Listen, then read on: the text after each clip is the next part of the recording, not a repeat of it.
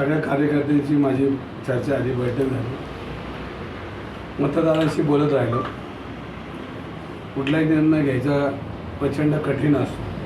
एखादा पक्ष सोडताना मनात दुःख होते, हे प्रश्नच नाही, शेवटी आपण माणूस आहे. ज्यांचा चेहरा लोकांमध्ये सर्वसामान्यांमध्ये पोचलेला आहे, मग त्यांच्यावर काम करायला का हरकत नाही असं मनाची मानसिकता झाली.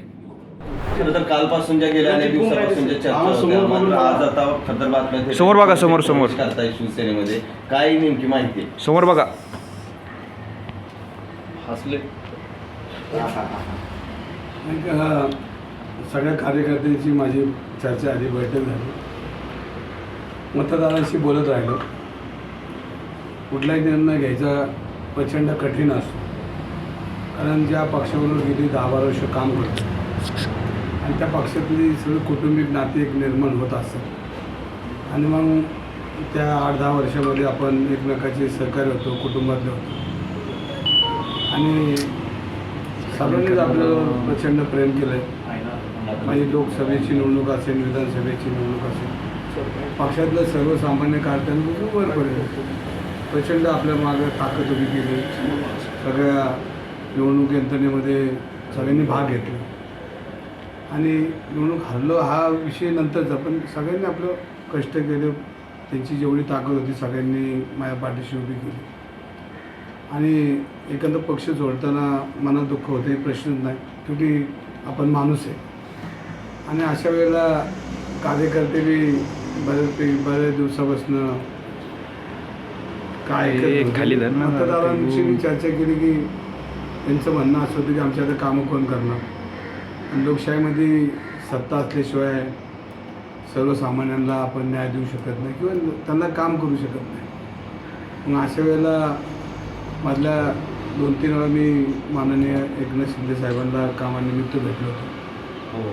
आमचे जे मित्र उदय सामंत यांच्याशी मी बोलत होतो, पण त्यांनी वारंवार म्हणले की एकदा तुम्ही आमच्यावर काम करा. आणि मग तसंच मी मधल्या काळामध्ये पेपरला बी बातमी आली होती, तुमच्याकडे बी चॅनलला की दंगेकर शिवसेनेच्या वातावरणाने, म्हणून बराच त्याच्यावर डोक्यावर पाणी गेलं. कार्यकर्ते बाकीचा परिचय आपल्याला मी ज्या भागामध्ये वर्षानुवर्ष काम करतोय तिथल्या नागरिकांचं मी चर्चा केल्यानंतर असं लक्षात आलं की तुम्हाला काम तर करावं लागेल, पण सत्ता असल्याशिवाय कुठली कामं होत नाही.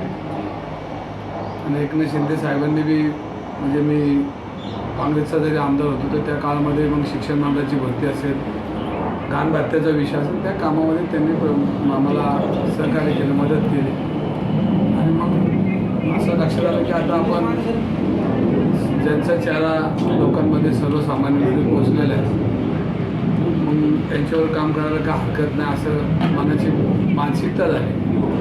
आणि आज मी माझा निर्णय सर्व कार्यकर्त्यांचा आणि सगळ्यांच्या मतदारांचा मी निर्णय घेतला की आपण शिंदे साहेबांवर काम करावं. आणि आज त्यांची माझी संध्याकाळी 7 वाजता भेट होईल.